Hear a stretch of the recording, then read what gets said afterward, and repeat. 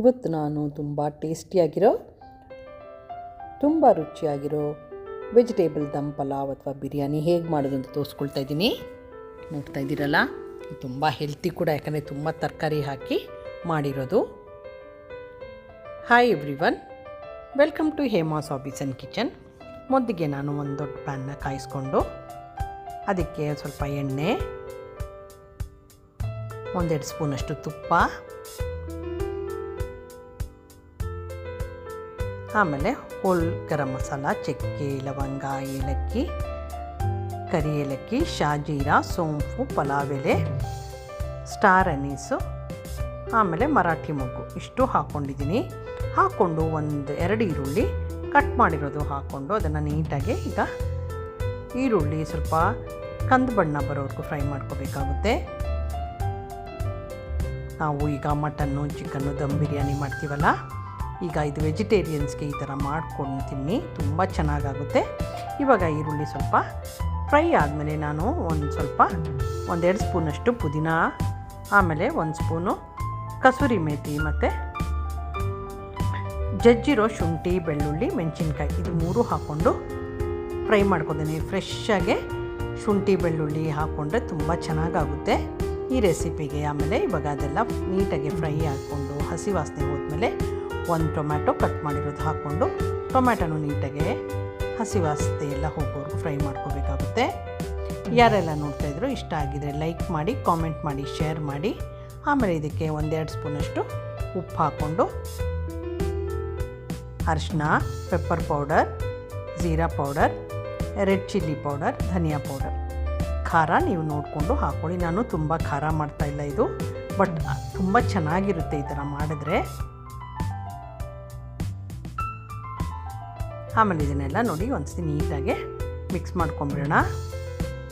Tomato ಚೆನ್ನಾಗೆ ಬೇಯಬೇಕು, ಇದೊಂದು 2 ನಿಮಿಷ ತಗೊಳುತ್ತೆ. ಆಮೇಲೆ ನಾನು ತರಕಾರಿ ಎಲ್ಲ ಮೊದಲೇ ಕಟ್ ಮಾಡಿ ಇಟ್ಕೊಂಡಿರೋದು, ಕ್ಯಾರೆಟು, ಬೀನ್ಸು, ಆಲೂಗಡ್ಡೆ ಮತ್ತು ಕಾಲಿಫ್ಲವರು ಇವೆಲ್ಲ ಹಾಕ್ಕೊಂಡು ಮಿಕ್ಸ್ ಮಾಡ್ಕೊಳ್ಳೋದು. ನೀವು ಯಾವ ತರಕಾರಿ ಬೇಕಾದ್ರೂ ನೀವು ಯೂಸ್ ಮಾಡ್ಕೋಬೋದು, ಬಟ್ ಇದು ಬೇಸಿಕ್ ತರಕಾರಿ, ಸೊ ಇದರಲ್ಲಿ ತುಂಬ ಚೆನ್ನಾಗಾಗುತ್ತೆ. ಆಮೇಲೆ ಇದನ್ನು ಮುಚ್ಚಿಬಿಟ್ಟು 1-2 ನಿಮಿಷ ಬೇಯಿಸ್ಕೊಂಡ್ಮೇಲೆ 2 ಸ್ಪೂನಷ್ಟು ಮೊಸರು ಹಾಕ್ಕೊಂಡಿದ್ದೀನಿ.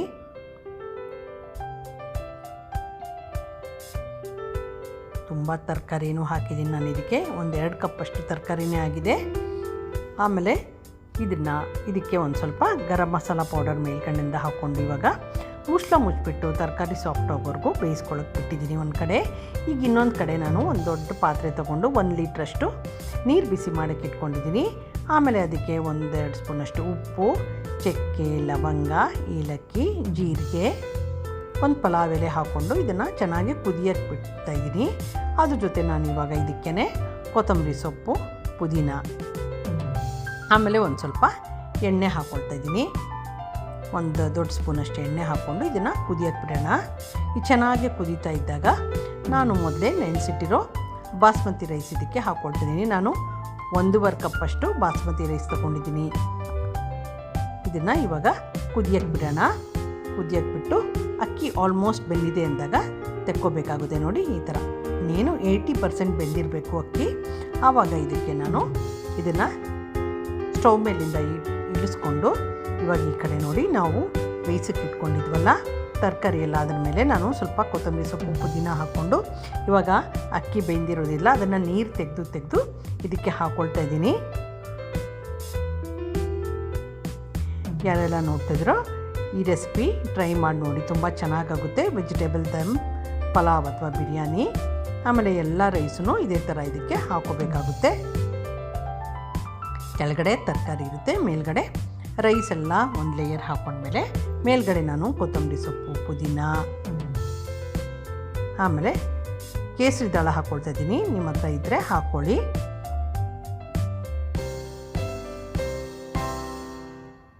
ಆಮೇಲೆ 2 ಸ್ಪೂನಷ್ಟು ಹಾಲು, ಆರಿರೋ ಹಾಲು, ಅದನ್ನು 2 ಸ್ಪೂನಷ್ಟು ಎಲ್ಲ ಕಡೆ ಹಾಕ್ಕೊಂಡ್ಮೇಲೆ 2 ಸ್ಪೂನಷ್ಟು ತುಪ್ಪ. ಈ ಥರನೇ ಮಾಡಿ ತುಂಬ ಚೆನ್ನಾಗಾಗುತ್ತೆ, ಎಲ್ಲರೂ ಇಷ್ಟಪಟ್ಟು ತಿಂತಾರೆ. ಎಲ್ಲ ಆದಮೇಲೆ ಇವಾಗ ಮುಚ್ಚಿಬಿಟ್ಟು ಫುಲ್ ಸಿಮ್ಮಲ್ಲಿ ಇದನ್ನು 10 ನಿಮಿಷ ಬೇಯಿಸ್ಕೋಬೇಕಾಗುತ್ತೆ. ಸ್ವಲ್ಪ ದಪ್ಪ ತಳ ಇರೋ ಪಾತ್ರೆ ತೊಗೊಳ್ಳಿ, ಆವಾಗ ಇದು ಮಸಾಲ ಹಿಡಿಯಲ್ಲ ನೋಡಿ. ಇವಾಗ 10 ನಿಮಿಷ ಆದಮೇಲೆ ಎಲ್ಲ ಅಕ್ಕಿ ಬೆಂದಿದೆ. ಆಮೇಲೆ ನೋಡಿ ನೋಡ್ತಾ ಇದ್ದೀರಲ್ಲ ಎಷ್ಟು ಚೆನ್ನಾಗಾಗಿದೆ ಅಂತ. Dum biryani vegetarians non veg ಬದಲು ಈ ಥರ ಮಾಡ್ಕೊತೀನಿ, ತುಂಬ ಚೆನ್ನಾಗಿರುತ್ತೆ.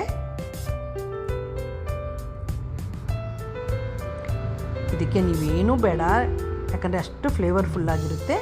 ನೀವು ರೆಸಿಪಿ ಟ್ರೈ ಮಾಡಿ ನೋಡಿ. Thank you for watching my video.